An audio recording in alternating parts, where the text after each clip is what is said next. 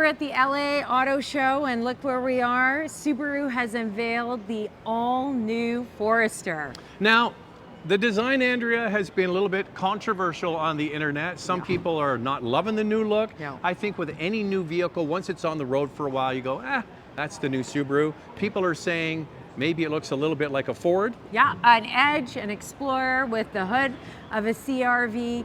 Either way, what Subaru did is they wanted to create a vehicle that would appeal to their current Forester buyers.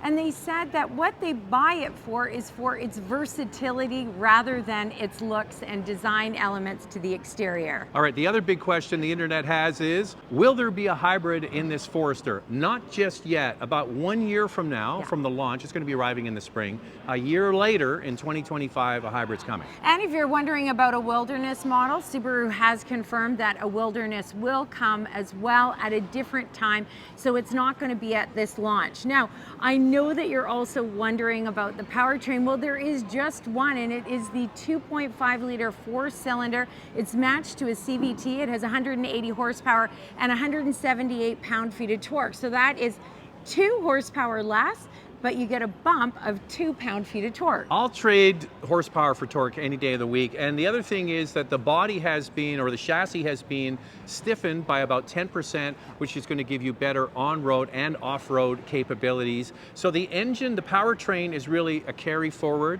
The platform has been modified. The design is all new. And what do you think of the design? Well, I got to get used to it. I mean, this seems like quite a big change from the Forester that I'm used to. What I can say about it is it still has that greenhouse effect that everybody loves about Forester. Like I said earlier, it's versatile. You've got those large doors. It's easy to get in and out of, but you know what? It just looks a little bit more streamlined, like not as boxy and as high as the other. But I think it is. Yes, it is. It's just the way they did the styling. So major selling attributes for Foresters, first of all, the all-wheel drive system. The ground clearance is the same. It carries forward 220 millimeters. How many inches is that? 8.7 inches. 8.7 inches. And the big doors and the greenhouse with big windows to see out of is all intact, but they've camouflaged it in a newer, sleeker package. So that's good. The thing about the hybrid system that's coming in 1 year, Andrea, it's not going to be the current hybrid that's sold in other markets around the world. It's a new evolution of their hybrid system. It will have a boxer engine, and the hybrid system is based on whose hybrid? Toyota. Yeah, so it's a marriage between boxer 4-cylinder, we're thinking, and their synergy drive system. And it's kind of what we expected, really. You know, we know that they've teamed up with Toyota, and I think on the World Wide Web, everybody is saying it's going to be a similar hybrid system to Toyota. Of course, all the details aren't there yet, but we'll know more in a year from now. Now, it's got all the updated technology. So you've got the current all-wheel drive system, all up to date. You've got eyesight technology. It's version 4. So, of course, all of the safety that we expect from Subaru is definitely on this model. And it's very aerodynamic, which could contribute to better fuel economy. Of course, those numbers have not been released yet, or pricing. One little trick they've done is they have vents on the front fenders to help get the air out of the wheel wells. That's one area where it's a lot of turbulence when you're driving. Also at higher speeds, the front end can lift because of that turbulence. So when you get the air out of the wheel wells, it helps the vehicle settle down, especially at higher speeds. Okay, onto the interior. The interior is what we've seen with other Subaru products. They've taken the large screen, on most trims anyway, and put it in this. What size is that? So it's a standard 7-inch touchscreen. It's a dual screen that we see in the base models of other Subaru models. Of course, there is an available 11.6-inch touchscreen, and that one comes with wireless Apple CarPlay and Android Auto. The higher trims get navigation, and that base model with the dual 7-inch screens is wired Apple CarPlay and Android Auto. Available ventilated front seats. That's a big deal. Heated rear seats. Of course, you've got a power driver seat memory, a power passenger seat.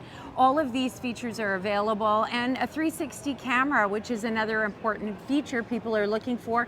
Of course, you get the Forester panoramic sunroof. Okay, the other thing is they've added, power liftgate has been available, of course. Now they have the kick thing you do with you hold your groceries and you kick underneath and the liftgate goes up automatically. That's a nice convenience feature. So they've upgraded it to all the features that people want. I think that's definitely welcome. And what they've kept is the usability. So we get asked all the time, I'm looking for a compact SUV that's easy to live with, especially if you have kids and dogs. Yeah. The doors are still big.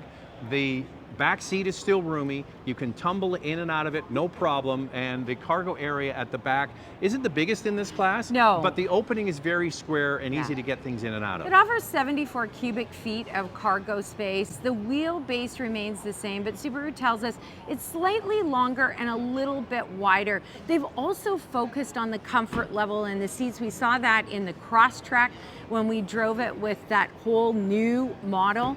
We found the seats to be really comfortable in the Crosstrek, and there were big improvements. So I think we're going to see and feel the same with this Forester. All right, so those are the major things that you need to know. The engine is carried forward with a slight bump in torque, a new improved stiffer chassis for better on and off-road capabilities, and we're waiting, the big one is to get the hybrid, and that's what a lot of people are complaining about. Yeah. Subaru doesn't have many fuel-efficient options, and that's going to be huge. Yeah, and people are looking for that from Subaru. I just want to add that this comes standard with LED headlights and LED taillights. Standard 17-inch wheels, but 18 and 19-inch wheels are available. Of course, the Forester Sport model is here as well. It gets black exterior accents, and one change is that now it has bronze accents. You see it on the wheels, you see it to the interior, instead of orange in the previous model. Yeah, and the top trim, the Limited, with the two-tone look, is really quite nice. One nice thing is the dash pad now has a textured kind of diamond look on it, which really makes it stand out. It's a simple thing that they can do just to break up the dash and have different textures. And actually the dash with that pattern, it's kind of bold and then it fades out. So there's all these little details that you might not notice right away until you actually sit in it and spend some time in the new Forester. All right, even just being here for an hour, shooting it, looking at it, I think the internet is kind of overreacting to the design. Once you see it on the street, I think it'll be just fine. It looks better in person, but it is an adjustment and something that we have to get used to. This is the 2025 model. It's the all-new Forester. It's like me, Andrea, I look better in person.